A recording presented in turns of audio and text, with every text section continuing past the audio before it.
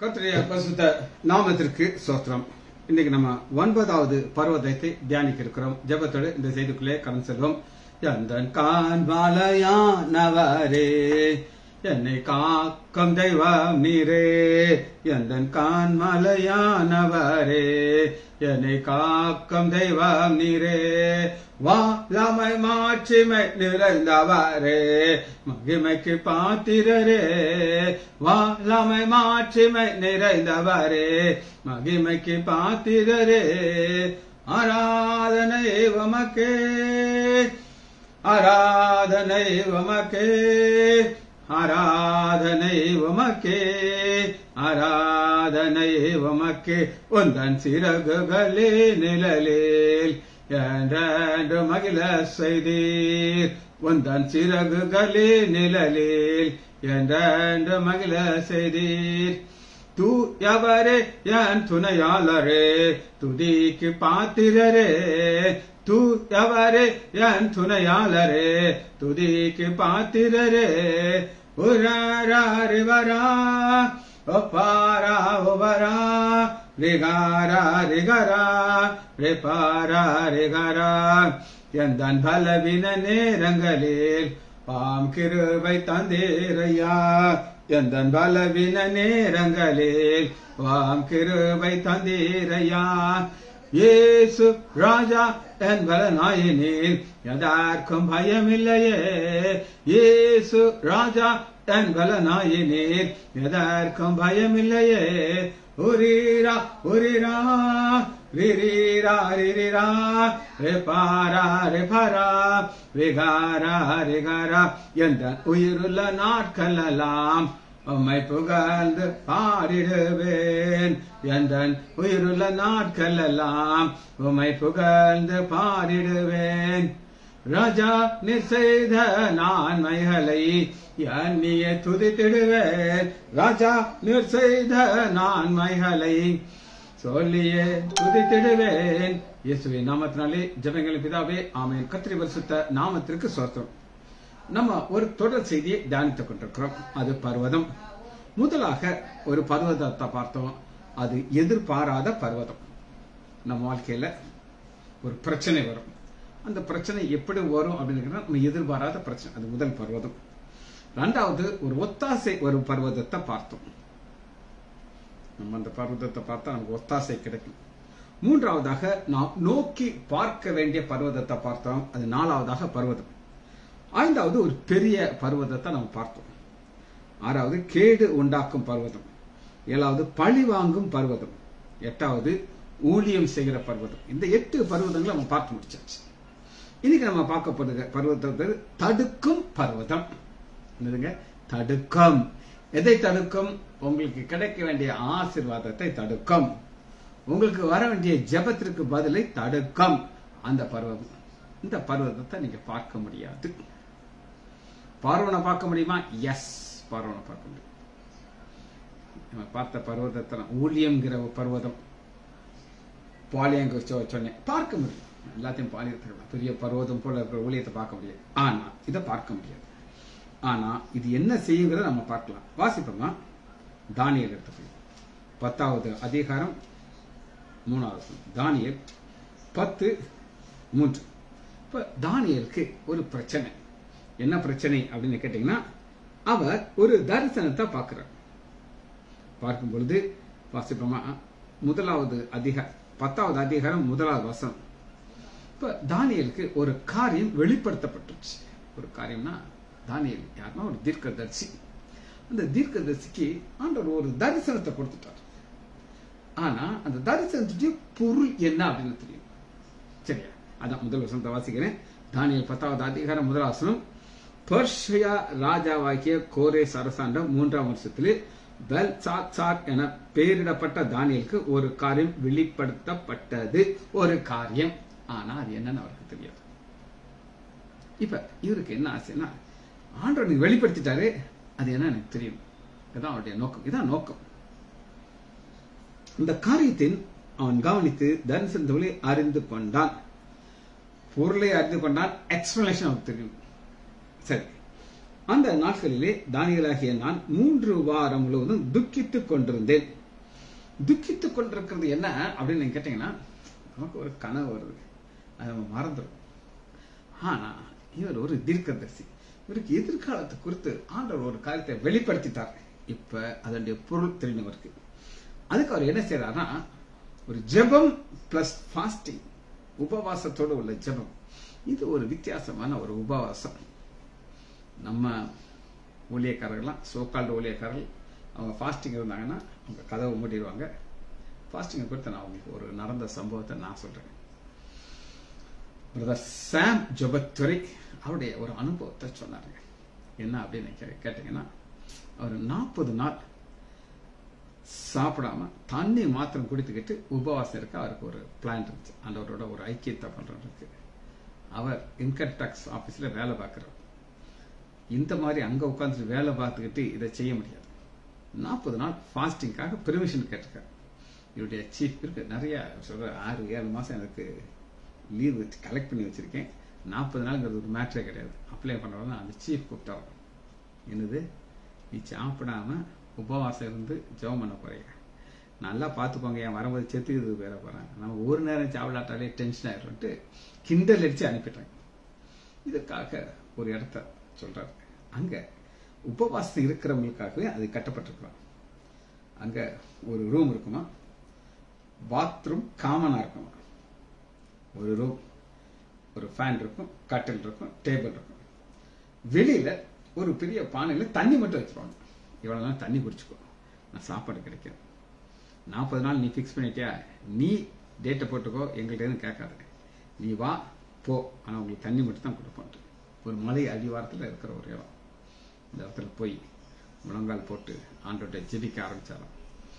முதல் நாள் கொஞ்சம் லேசா டயர்டா இருந்துச்சான். டயர்டா இருந்தா படம் தூங்கிடுவாங்க, பெரிய விஷயங்கள்லாம் கிடையாது. மறுபடியும் எந்திரிச்சு ஆண்டவர் துதித்து பாடி 1 நாள் 2 நாள் 3 நாள், 3 நாளைக்கு அப்புறம் நான் இங்க இல்ல பரலோகத்துக்கு போயிட்டேங்கிறார். உயிரோட தான் இருக்காரு. அப்ப அந்த ஆவி ஆத்மா சரீரம் வேலை கிடையாது. போய் அட்டண்டன்ஸ் போட வேண்டியது, இன்கம் டாக்ஸ் ஆபீசருக்கு அவ்வளவு வேலை இருக்கும்.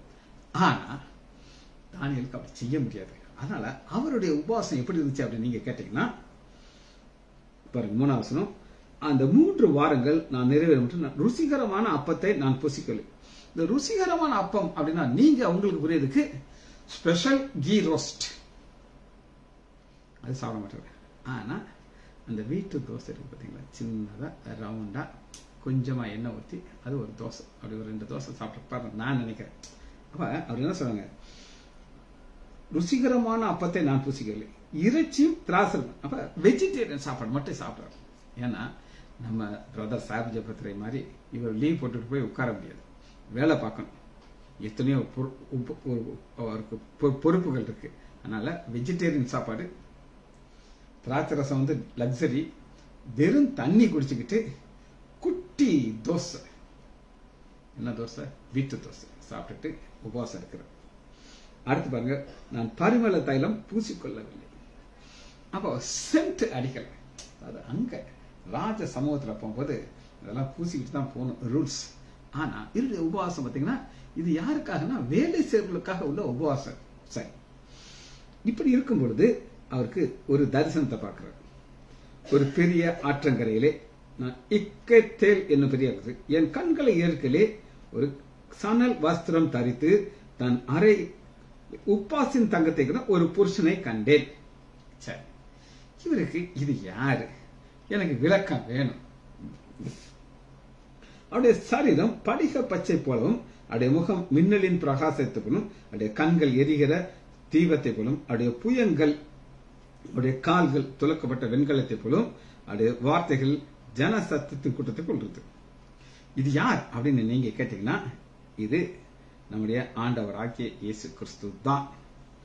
உங்களுக்கு எப்படி தெரியும் அப்படின்னு நீங்க கேட்டீங்கன்னா, இதனுடைய விளக்கத்தை நீங்க பார்க்கிறதுக்கு எசேக்கியேலுக்குள்ள போனா தான் உங்களுக்கு விளக்கம் கிடைக்கும். எடுத்துக்கொள்ளலாம். எசேக்கியேல் நம்முடைய ஆண்டவராகிய இயேசு கிறிஸ்து இது போல ஒரு தரிசனத்தை எசேக்கியேல் காட்டுறார். எசேக்கியேல் 1வது அதிகாரத்துக்குள்ள நீங்க வந்தீங்கன்னா பாருங்க, 26ஆம் வசனத்துல கடைசியில அந்த சிங்காசனத்தின் சாயல் ஒரு மனுஷ சாயலுக்கு ஒத்த சாயல். மனுஷ சாயல் நம்முடைய ஆண்டவராகிய இயேசு கிறிஸ்து. இது பரலோகத்தில் இருக்காரு. அப்படி இடுப்பு காணப்பட்டது முதல் உட்புறம் சுற்றிலும் அக்னிமயமான சொகுசா நிறங்கள். இடுப்பாக கீழ் எல்லாம் அக்னிமாகும். அப்ப இடுப்புக்கு மேல இடுப்புக்கு கீழே. இது என்ன அப்படின்னு கேட்டீங்க, 50-50. 50% பரலோக கேரக்டர், 50% மனிதர் தன்மை. இதுதான் நம்முடைய ஆண்டவராகிய இயேசு கிறிஸ்து இந்த பூமியில இருக்கும்பொழுது அப்படிதான் இருந்துச்சு. சரி, இப்படிப்பட்ட ஒரு தரிசனத்தை அவர் பார்க்கிறார். அந்த தரிசனத்துல இங்க படிகை பச்சைங்கிற ஒரு நிறத்தை பார்க்கிறோம். அது எங்க பார்க்கலாம் அப்படின்னு கேட்டேன், 16 வசனம். எசேக்கியேல் 1:16 சக்கரத்தின் ரூபம் அவளுடைய வேலையும் படிகை பச்சை வர்ணமா இருந்தது. இது சக்கரத்திற்கு ஒரு சக்கரம் அப்படின்னா என்ன அர்த்தம் கேட்டீங்கன்னா, ஒரு சக்கரம்.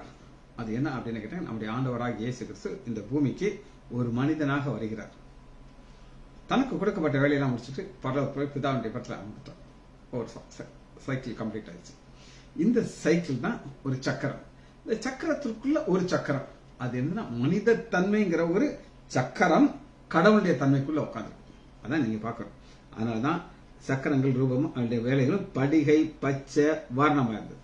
இந்த படிகை பச்சை வர்ணத்தை அவர் எங்க பார்க்கிறாரு அப்படின்னு கேட்டீங்கன்னா, தானியேல் 10வது அதிகாரம். அவருடைய சரீரம் படிகை பச்சை போலவும். இது பரலோக கலர். இந்த படிகை பச்சை கலரோடு இருக்கிற நம்முடைய ஆண்டவராகிய இயேசு கிறிஸ்துவ தானியேல் பார்க்கிறார். அதான் பாருங்க, 10வது அதிகாரம் 7வது வசனத்தில் தானியேல் நான் மாத்திரம் அந்த தரிசனத்தை கண்டேன். என்னோடு இருந்த மனுஷன் அதே தரிசனத்தை காண அவர்கள் மிகவும் ஓடிவிட்டார்கள். இப்ப நான் தனித்து விடப்பட்டு அந்த பெரிய தரிசனத்தை கண்டேன். இப்ப இவருக்கு என்ன ஆசை அப்படின்னு கேட்டீங்கன்னா, இந்த தரிசனத்தினுடைய பொருள் எனக்கு தெரியும். I want to know the matter. சரி, 10வது அதிகாரம் 12வது வசனத்தை நீங்க வாசிச்சீங்கன்னா, அப்பொழுது அவன் என்னை நோக்கி, தானியேலே பயப்படாதே, நீ அறிவை அடியற்ற உன்னை உன் தேவனுக்கு முன்பாக சிறுமைப்படுவதற்கும் உன் மனதினை செலுத்தின முதல் நாள் துவங்கி உன் வார்த்தை கேள்விப்பட்டது வந்தது. என்னைக்கு அவர் ஜெபிக்க ஆரம்பிச்சிட்டாரோ பதில் பரலோகம் கொடுத்துருச்சு. ஆனா வர்ற வழியில ஒரு பருவத தடுக்குது. சரி, ஒரு நடந்த சம்பவத்தை நான் உங்களுக்கு சொல்றேன். இந்த சாட்சி யார் சொன்னா, பிரதர் ஆர் ஸ்டான்லி. அவரு இளைஞர் இயக்கம் அப்படின்னு ஒன்று வச்சிருக்காரு. பெரிய ஒரு இயக்கம். வாலிபர் தான் அவருடைய மெயின் கான்சென்ட்ரேஷன். இவர் ஒரு மலை இருக்கு. அந்த மலையில வாலிப பசங்க வாலிப பெண்கள் கூடுவாங்க. அங்க ஒரு பெரிய ஹால் இருக்கும். ரெண்டா டிவைட் ஆயிருக்கும். பசங்களுக்கு ஒன்று, பெண் பிள்ளைகளுக்கு ஒன்று. இங்க இங்க அப்படி இருக்கும். இவங்க அங்கதான் இருக்கணும். ஆனா ஓப்பன் ஸ்பேஸ்ல தான் துதி சோத்திரங்கள்லாம் நடக்கும், செய்தி நடக்கும், அப்படி நடக்கும். கேம்ப் டேட் ஃபிக்ஸ் பண்ணியாச்சு. கரெக்டா 2 நாள் இருக்கு இவங்க வந்து சேர்றதுக்கு. 2 நாள் கரெக்டா நாளைக்கு ஆரம்பிக்குதா, இன்னைக்கு மழை ஊத்து ஊத்து ஊத்து ஊத்து ஊத்துது. அந்த ஊத்துது மழை. எல்லாரும் சோகமாயிட்டாங்க. ஸ்டான்லி சொல்றாரு, எல்லாரும் முழங்கால் போட்டு ஜெபம் பண்ணுங்க, ஆண்டவர் நமக்கு ஒரு நல்ல ஒரு சூழ்நிலையை கொடுப்பார். அப்படிதான் மேட்டர் எவ்வளவு இதுக்கு மேல கிடையாது. அதை ஆர்கனைஸ் பண்ணவங்க எல்லாம் முழங்கால் போட்டு ஜெபிக்க ஆரம்பிச்சிட்டாங்க. ஜெபிக்க ஆரம்பிச்ச உடனே கம்ப்ளீட்டா மழை நின்றுச்சு. இவங்க எல்லாம் பசங்களாம் வந்து சேர்றாங்க. 2 நாள் மீட்டிங். 3வது நாள் முடிச்சுக்கிட்டு கீழே இறங்கிட்டாங்க. அடிச்சு ஊத்துச்சு மழை. அப்ப நன்றி சொல்றதுக்கு ஒரு மீட்டிங் அவர் போட்டார். அவர் கேட்டார், யார் யாரெல்லாம் இந்த மழை நிக்கிறதுக்காக ஜெபம் பண்ணீங்க. 15-20 எல்லாரும் கையை தூக்கிட்டாங்க. நாங்கெல்லாம் கை ஜெபம் பண்ணணும்ட்டு. அவர் சொல்றாரு, ஜெபத்துக்கு ஆண்டவர் பதில் எப்படி கொடுப்பார் அப்படின்னு கேட்டீங்கன்னா, இங்க இருந்து தேவதூதன் போவாங்க பரலோகத்துக்கு. அங்க போய் இந்த ஜெப குறிப்பை கொண்டு கொடுத்துருவாங்க. கொடுத்துட்டு ஆண்டவர் சொல்லுவாங்க, சரி நான் உங்களுக்கு பதில் தரேன், இதை கொண்டு போய் நீ கீழே கொண்டு போ அப்படின்னு இந்த ஜெப குறிப்பை கீழே அனுப்பி அந்த சூழ்நிலையை அந்த தேவதூதர்கள் கட்டுப்படுத்திக்குவாங்க. அவர் சொல்றாரு, நீங்க ஜெபம் பண்ணி அந்த ஜெப குறிப்பை கொண்டு போன தேவதூதன் உங்களை பார்த்துக்கிட்டே இருப்பாங்க.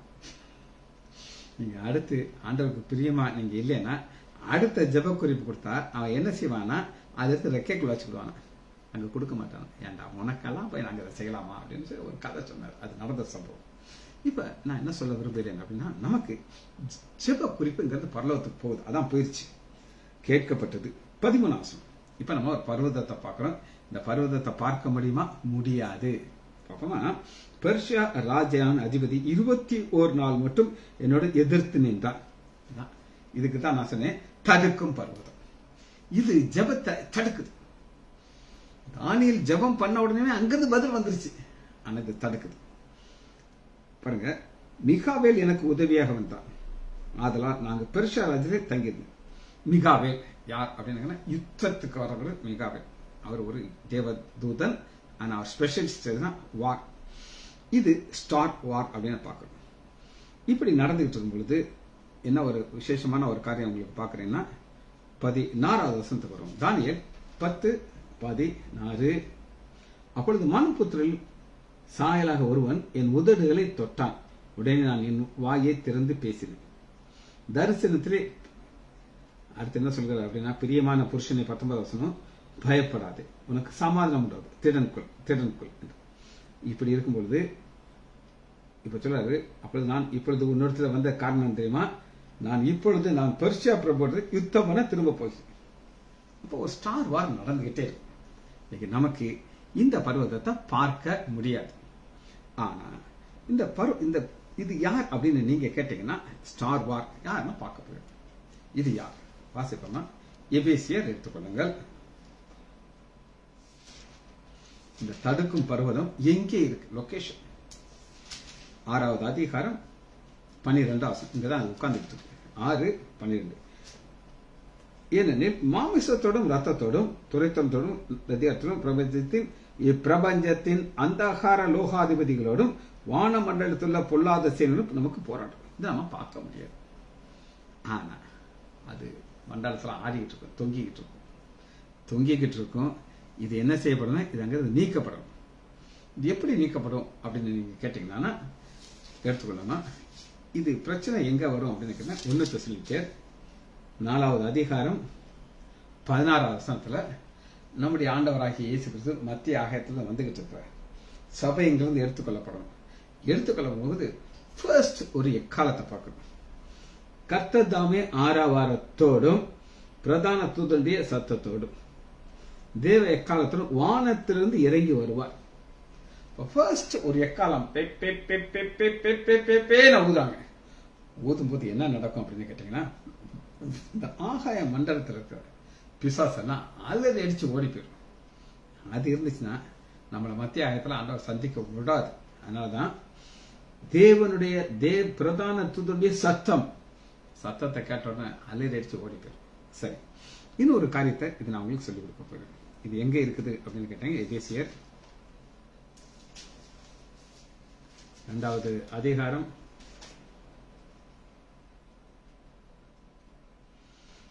1 வசனம். எபேசியர் 2:1. இது நம்முடைய பழைய வாழ்க்கையில யாருடைய ஆளுகைக்கு கீழ் நம்ம இருந்தோம்னா இவனுடைய கீழ் தான் இருந்தோம். அன்னைக்கும் நம்ம பார்க்க முடியாது. ஆனா அவனுடைய கமாண்டுக்கெல்லாம் நம்ம கீழ்படும். எப்படி? நாங்க ஒரு ரிமோட் இருக்கு. இந்த ரிமோட் அமுக்குனா இந்த ஏசி ஆன் ஆகும், ரிமோட் அமுக்குனா ஆஃப் ஆயிடும். இந்த ரிமோட்டுக்குள்ள ஒண்ணு வச்சிருக்காங்க, அது போய் வேலை செய்யுது. அதுபோல அவன் ஒரு ரிமோட் வச்சிருப்பான். அவன் எங்கிட்ட வந்து இந்த பாவம் செய்யி நீயே ஓடி போய் செஞ்சுட்டு வந்துருவான். அதுதான் பார்க்கணும். அக்கிரமத்தினாலும் பாவத்தினாலும் மரித்த உங்களை உயிர்ப்பித்தார். எதற்காக உயிர்ப்பித்தார் அப்படின்னு நீங்க கேட்டீங்கன்னா, அவைகள் நீங்கள் முற்காலத்திலே இவ்வுலக வழக்கத்தின்படியும் கீழ்ப்படியா வேண்டிய பிள்ளையத்திலே இப்பொழுது கிரியை செய்கிற ஆகாயத்து அதிகார பிரபுவாகிய ஆகாயத்து அதிகார பிரபு. இவன் வேலை என்ன அப்படின்னு கேட்டீங்கன்னா, ஒருத்தனை ரட்சிக்கப்படவே விடக்கூடாது. தான் கட்டிலே வச்சுக்கிட்டு இருக்கணும். கட்டுக்குள்ள வச்சு அவன் சொல்லி பேச்சு அவன் கேட்டுக்கிட்டே இருந்தோம். ஆனா என்ன நடந்துச்சு அப்படின்னு கேட்டீங்கன்னா, 3வது அவர்களுக்குள்ளே நாம் எல்லாரும் முற்காலத்து அவர்கள் இப்ப நம்ம கிறிஸ்துக்குள்ள இருக்கிறோம். நம்ம யாருக்குள்ள இருந்தோம்னா இந்த அந்தகார லோகாதிபதிக்குள்ள இருந்தோம். ஒருத்தருக்கும் 1 பிசாசு 2 பிசாசு 3 பிசாசு எங்களுக்கெல்லாம் எத்தனை பிசாசு இருந்துச்சு. ஆனா அத்தனை ஆண்ட விடுதலை கொடுத்துட்டோம். நமது மாமிசமும் மனசும் விரும்பினைகளை செய்து சுபாவத்தினாலே மற்றவர்களை போல் கோபாக்கினின் பிள்ளையாக இருந்தோம். பாஸ்ட். இப்ப ஆண்டவர் செய்தார், அங்க இருந்து நம்மளுக்கு விடுதலை கொடுத்து எங்க கொண்டுட்டார் அப்படின்னு கேட்டீங்கன்னா எடுத்துக்கணும். அங்க இருந்து விடுதலை கொடுத்துட்டு 1 பேதுரு எடுத்துக்கொள்ளுங்க. அங்க இருந்து எங்க கொண்டுட்டார் பாருங்க. 2வது அதிகாரம் வன்பாசனம். அந்தகாரத்திலிருந்து விடுதலை கொடுத்துட்டு நம்மளை எங்க கொண்டு வந்துட்டாங்கன்னா 1 பேதுரு 2வது அதிகாரம், நீங்களோ உங்களை அந்தகாரத்தில் இருந்து, அந்த அந்தகாரத்துல நமக்கு காண முடியாத பாஸ் அவன் சொல் பேச்செல்லாம் நம்ம கேட்டுக்கிட்டு இருந்தோம், நம்மை ஆச்சரியமான ஒளியிடத்திலே வரவழையத்துடைய புண்ணியங்களை அறிவிக்கும்படி தெரிந்து கொள்ளப்பட்ட சந்ததியும் ராஜரீக ஆசனப்பட்டது. சொந்த ஜனது முன்னே தேவனுடைய ஜனமாய் இல்லை, இப்பொழுது அவருடைய ஜனமாய் இருக்கு. ஜனமாக்கிட்டாரா? இப்ப நமக்கு திரும்ப சொன்னேன், ஒரு பர்வதத்தை நான் உங்களுக்கு காட்டணும். அந்த பர்வதம் எங்க இருக்குன்னா வான மண்டலத்தில் இருக்கு. கிரியேஷன்ல இருந்து ஒரு சில காரியத்தை ரகசியங்களை உங்களுக்கு காட்ட போகிறேன். எடுத்துக்கலாமா? ஆதியாகமம் 1வது அதிகாரம் 4வது வசனம் 1:4. தேவன் வெளிச்சம் நல்லது என்று தேவன் கண்டார். நல்லது ஒவ்வொன்றையும் உண்டாக்கிட்டு ஆண்டவர் நல்லது அப்படிங்கிற. அப்ப அவர் பார்த்து ஏதாவது பிரச்சனை இருக்கா? இல்ல, பெஸ்ட் அப்படிங்கிறார். ஆனா 7வது வசனத்தை பாத்தீங்கன்னா, தேவன் ஆகாய விரிவை உண்டு பண்ணி ஆகாய விரிவுக்கு கீழே இருக்கிற ஜலத்திற்கும் நல்லது, ஆகாய விரிவுக்கு வானம் என்று பெயர்த்தார். ஆனா அது நல்லதுன்னு சொல்லல. பாருங்க 10வது வசனத்துல வெட்டாந்திரை சமுத்திரம்னா அது நல்லதுன்றார். வெளிச்சத்துக்கு நல்லதுன்னார், வெட்டாந்திரைக்கு நல்லதுன்னார். ஆனா ஆகாயருக்கு நல்லதுன்னு சொல்லல. ஏன்னா அவர் தெரியும், இங்கதான் இந்த அந்தகார லோகாதிபதி உட்கார்ந்துட்டு இருப்பான். இதன் தடை செய்கிற பர்வதம். இது எதை தடை பண்ணும்? நமக்கு பரலோகத்துக்கு நமக்கு கிடைக்கக்கூடிய ஆன்சர் எல்லாத்துக்கும் அது தடை பண்ணும். சரி, நம்மளால இதை பார்க்க முடியாது. ஆனா யாரால பார்க்க முடியும்னா பார்த்து இந்த செய்தியை நான் முடிக்கப்படும். நம்மளால பார்க்க முடியுமா? முடியாது. அது சொல் பேச்சு கேட்போம், ஆனா பார்க்க முடியாது. யாரால் அதை பார்க்க முடியும் அப்படின்னு கேட்டீங்கன்னா, எடுத்துக்கணும் மத்தேயு 4வது அதிகாரம் 1 வசனம். நம்முடைய ஆண்டவராகிய இயேசு கிறிஸ்துவால் அந்த தடை பண்ணுகிற பர்வதத்தை பார்க்க முடியும். இவன் ஆண்டவராகிய இயேசு கிறிஸ்துவ தடை பண்றதுக்கு முயற்சி பண்ணணும். பெரிய அவன் என்ன முயற்சி பண்ண நம்ம பார்க்க போறோம். 4வது அதிகாரம் 1 வசனம். இயேசு பிசாசினாலே சோதிக்கப்படுவதற்கு, பிசாசு உங்களுக்கு நான் சொன்னேன் தடை பண்ணுகிற பருவதான் சொன்னேன். நான் பேரே ஏன்னா அது ஆண்டவர் சொன்னாரு, அது கரெக்டா இருக்கும். சோதிக்கப்படுவதற்கு ஆவியானவராலே வனாந்தரத்திற்கு கொண்டு போகப்பட்டார். ஏன் அவர் சோதிக்கப்படணும்? ஏன் சோதிக்கப்படணும் அப்படின்னு நீங்க கேட்டீங்கன்னா, உங்களுக்கு நான் பதில் சொல்ல போகிறேன். எடுத்துக்கலாம், எபிரேயர் எடுத்துக்கொள்ளுங்க. அவர் ஏன் சோதிக்கப்பட்டார் அப்படின்னு கேட்டாங்க. எபிரேயர் 2வது அதிகாரம். சோதிக்கப்படுகிறவர்களுக்கு அவர் என்ன செய்ய வல்லவரா இருக்கிறார் நான் உங்களுக்கு காட்டுறேன். எபிரேயர் 2வது அதிகாரம்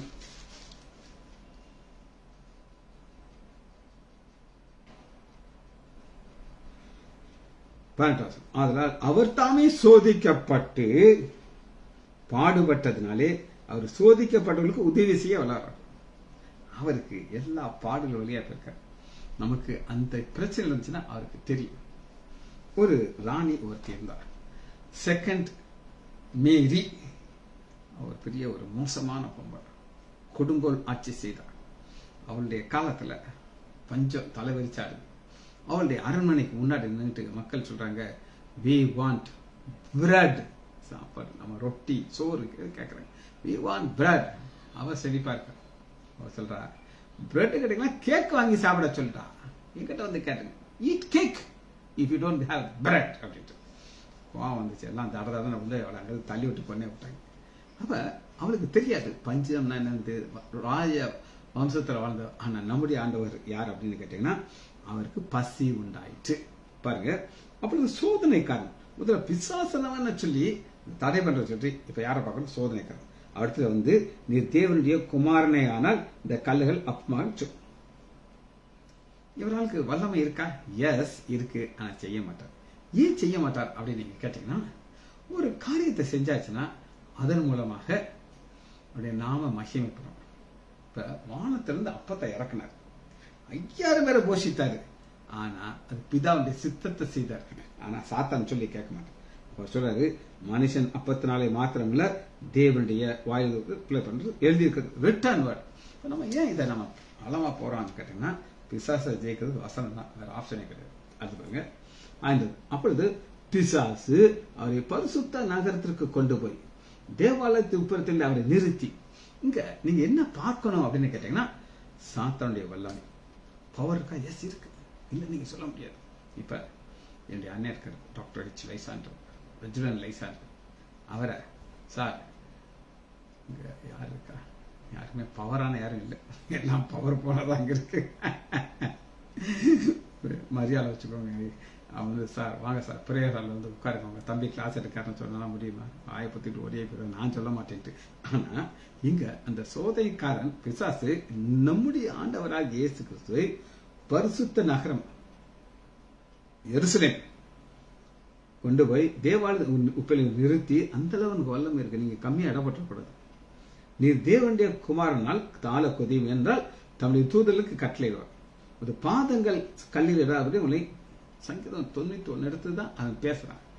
ஆனா பிரச்சனை என்ன அப்படின்னு கேட்டீங்கன்னா, எடுத்துக்கலாம் சங்கீதம் 91வது அதிகாரத்துல ஒரு காரியத்தை உங்களுக்கு பாருங்க. இவன் சொன்ன வசனம் எங்க இருக்கு அப்படின்னு கேட்டீங்கன்னா 12வது வசனம், உன் பாதம் கல்லில் இடாது உன்னை தூக்கிட்டு. ஆனா 13வது அவன் மேல என்ன பவர் இருக்குன்னா, சிங்கத்தின் மேலும் விரியன் பாம்பிலும் நீ நடந்து பாலசிங்க மிதித்து போடுவாய், இதுல ஓடி போயிடுவான். அப்ப இதுவரை சொல்லிட்டு அவன் நிப்பாட்டிக்கிட்ட பாருங்க விவரமானவன். சரி, அப்ப சோதனைக்காரன் நம்முடைய ஆண்டவராக இயேசு கிறிஸ்து 2 சோதனைக்கு வந்தது. அது 3வது பங்கு மறுபடியும் அவரை மிகவும் உயர்ந்த பலை கொண்டு போய் கொடுத்து, நீர் என்னை சாஷ்டாமா விழுந்து என்னை பணிந்து கொண்டால் எல்லாம் தரும். அந்த சோதனைக்காரன் நம்மால அவனை பார்க்க முடியும், ஆண்டவராக இயேசு கிறிஸ்துவை பார்க்க முடியும். கடைசியில் என்ன சொல்கிறார் அப்படின்னு கேட்டீங்கன்னா, அதை பார்த்து அப்பாலே போ சாத்தானே சொல்லணும். ஒரு சிலர்லாம் அந்த சாத்தானை கட்டும் போது கெட்ட வார்த்தை போட்டு திட்டு இன்னும் எதுவுமே சொல்லக்கூடாது. ஒன்னே ஒன்று சொன்னா, அப்பாலே போ சாத்தானே, ஏன்னா ஆண்டவர் சொன்னது அவ்வளவுதான். இப்ப நம்மளால பார்க்க முடியாத பர்வதத்தை அதை நீக்கணும்னா ஒரே ஒரு வார்த்தை, அப்பாலே போ சாத்தானே. அந்த அப்பாலே போ சாத்தானே அப்படின்னு சொன்னது நமக்கு என்ன ஒரு விசேஷமான பவர் கொடுத்திருக்கா அப்படின்னு கேட்டீங்கன்னா, ஒரு வசனத்தை வாசி இந்த செய்தியை முடிக்க போயிடும். ரோமர் 16வது அதிகாரம்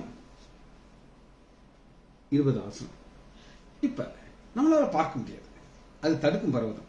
நம்மளை எதை தடுக்கும்? ஜெபத்தை தடுக்கும், நம்ம கிடைக்கின்ற ஆசீர்வாதத்தை தடுக்கும், நம்மளை தவறான பாதை கொண்டு போக பார்க்கும். ஆனா 20வது சமாதானத்தின் தேவன் சீக்கிரமாக சாத்தானை உங்கள் கால்கள் கீழே நசுக்கி போடுவார். அவர்கள் அந்த சமாதானத்தின் தேவன் உங்களோடு கூட இருந்து உங்களை ஆசீர்வதித்து வழி நடத்தினா அந்த தடுக்கும் பர்வதத்துக்கு பவர் எல்லாம் ஆக்கிறார். ஜெபிச்ச முடிப்போமா? மகா இரக்கமும் கிருபையுமுள்ள பிதாவே, துதிக்கிறோம் ஐயா. 9வது பர்வதத்தை நாங்கள் தியானித்தோம் ஐயா, அது தடுக்கும் பர்வதம் ஐயா, எங்களுக்கு கிடைக்க வேண்டிய ஆசீர்வாதத்தை தடுக்க பர்வதம். ஆனால் அப்பாலே போ சாத்தானே என்றால் அது ஓடியே போயிடும். வல்லமை எங்களுக்கு தந்ததுக்கு நன்றி. பிள்ளைகள் ஒவ்வொருவரையும் என் ஆண்டவராகிய இயேசு கிறிஸ்துவின் நாமத்தினாலே ஆசீர்வதிக்கிறேன். இயேசுவின் நாமத்தினாலே ஜெபங்களின் பிதாவே, ஆமேன், ஆமேன், ஆமேன்.